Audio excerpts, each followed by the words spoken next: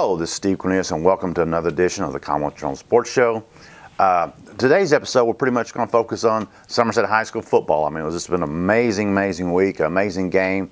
In case you've not been around or living under a rock, they beat Mayfield on no time left on a play. Just sort of a miracle drive, a miracle win. The first state championship in 113 years in modern history of Somerset High School football. They had been to the state finals 5 times before, come runner-up this year. The last drive was 28 seconds, 86 yards, no timeouts. It was just a dream season. And everybody said, and I'm the only one saying this, but everybody said you couldn't have wrote a Hollywood script any more exciting and dramatic and unbelievable than this. So we're going to sort of concentrate. First of all, we're going to replay that last second, no time on the clock, pass play from Kaya Sharon to Tate Madden to win the game. They were down by 3 points, and that touchdown sealed the deal. It was a do-or-die play, and Somerset's dealt with that all year, and they've come through. And the call by John Ballou and Tim Washam, we synced together the video and the audio from their actual broadcast on radio. It's just breathtaking, and I know that I've talked to parents and fans of Somerset, and they said they've listened to that broadcast and watched the video over and over and over, and it just gets more exciting every time and even more unbelievable every time. Also, along the week, we had done some interviews. We got an interview with Tate Madden.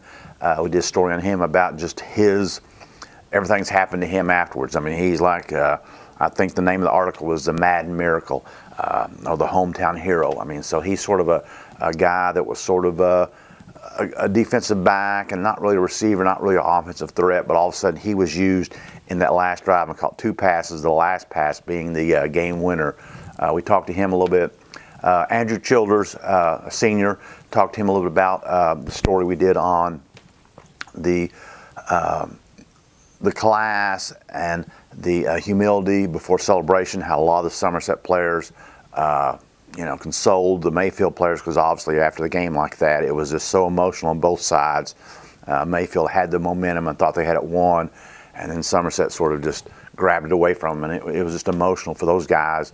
And it was just sort of great character, and it was just refreshing to see the Somerset kids really try to console those guys before they did their own celebration. So we talked to him a little about that, and also him being a senior and just sort of the emotion of finishing out his career as a senior.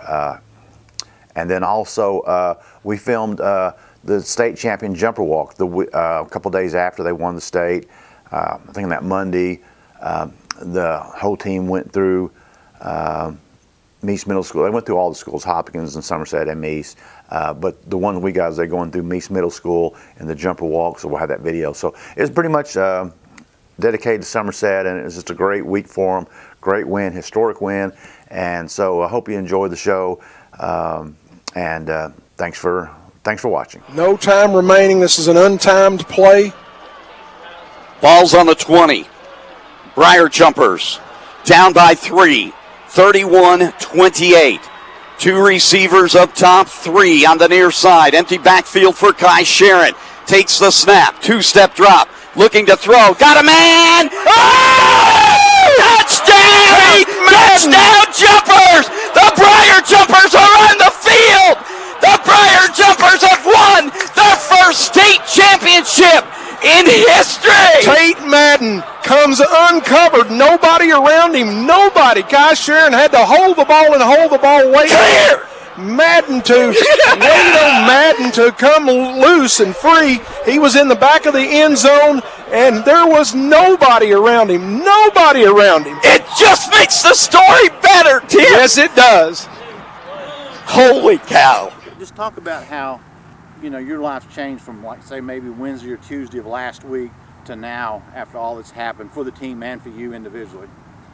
It's like everybody's just been patting us on the back, good job, just saying good job and everything like that. And for me personally, everybody's just been like, dude, we didn't know you played offense. And me kind of explaining to everybody, yeah, I don't, but that was a good catch. And everybody's like, I don't know. Like for me, it's just kind of like everybody's just like, way to go, Tate, and everything like that. And the so-called hero or whatever Summer said, no, I mean that's more of a team thing. So it's just changed tremendously, like the love we're getting throughout the school and the community and everything like that.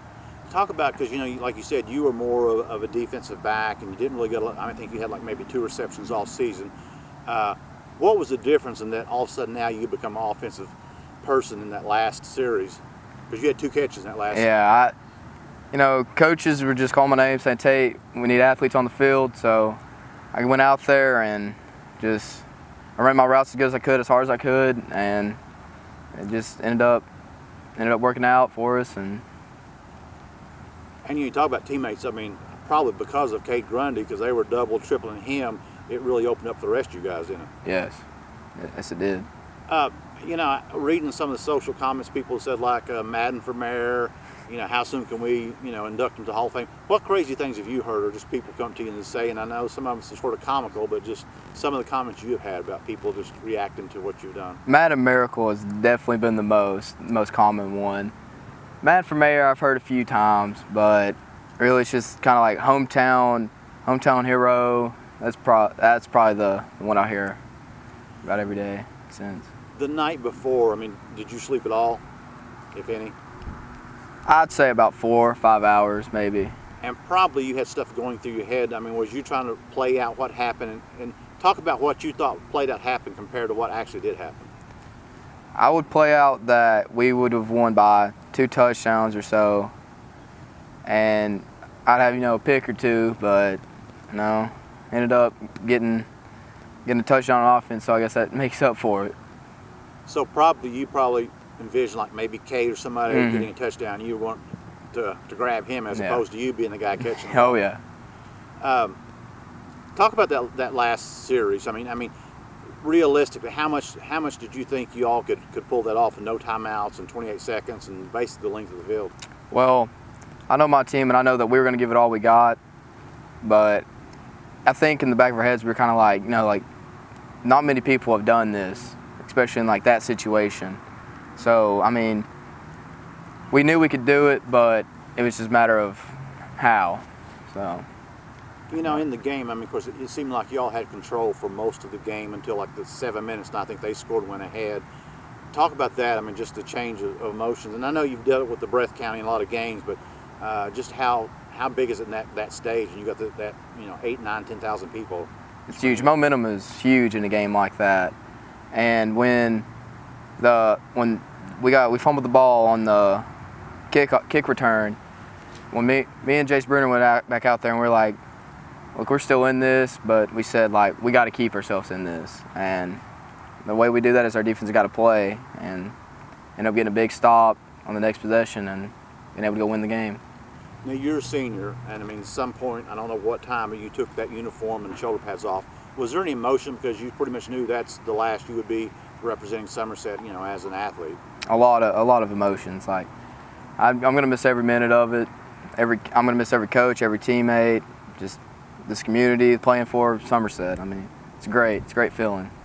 I know the moment was chaotic, but I mean, what does it feel like now that you and your teammates are going to be part of a history that that you can't take away? Because I mean, they might win 20 more, but nobody can win the first one like you all did.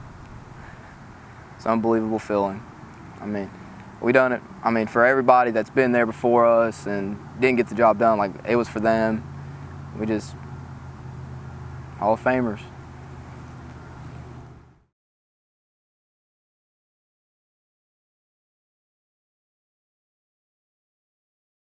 Just talk about you all had been commended for sportsmanship, and just talk about how important that's been to y'all throughout the season, especially in that game.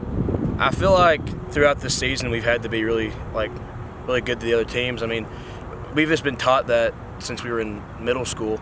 Coach Lucas really tries to teach us how to be better men. And truthfully, when we were really cocky and really arrogant, I feel like until the LCA loss, and then I really feel like that humbled us. And I feel like we kind of had a little bit of a gut check. And it's like when Miller went down, that also really just brought everything into sense, like everything could be taken away so easy. And after the Mayfield win, I mean, there's videos you can see of Ricky going and talking to their players and trying to build them up. And Cade in the background trying to pick up one of their guys, trying to tell them that, you know, how good of a season they had, and it just shows like how close we are and the kind of camaraderie we have with each other and how we feel about other teams and respect we have for everybody else. Was a lot of that stem from Coach Lucas because he's real quiet and he's not cocky or anything like that? And do you all sort of feed off that? I feel like we all look up to Coach Lucas in a sense. I mean, Coach Lucas is one of the most humble people I know, if not the most humble person I know. I mean, in one of the interviews, first thing he says is, "Hello, how are you?" and right after the win. I mean, he's one of those guys that you just look up to, and he's like a father figure to a lot of people on this team. You being a senior, at some point you had to take that uniform and shoulder pads. Talk about the emotions of that, because knowing that'll probably be the last time you'll play, at least at the high school level. It didn't hit me Saturday because Saturday was insane, but yesterday I was sitting in the car and I just thought about it. You know, that we don't have practice today, and it really like hit me hard. And you know, these are the people I've been around almost my whole life. I mean, I'm a holdback from 7th grade, and they brought me in like I've been here forever, and I've been around them since we were little kids, and I can't tell them enough how much I appreciate it. And it's going to be really weird for a really long time not being able to wear the uniform with them anymore.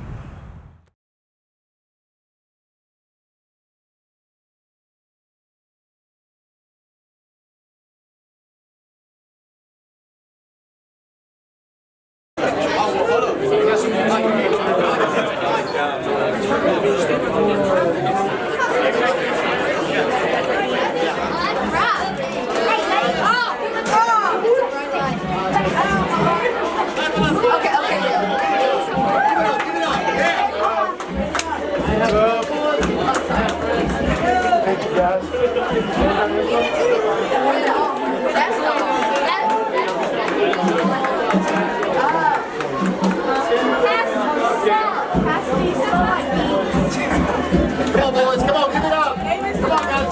Get down 5th grade hallway. Go down 5th grade. 5th grade hallway.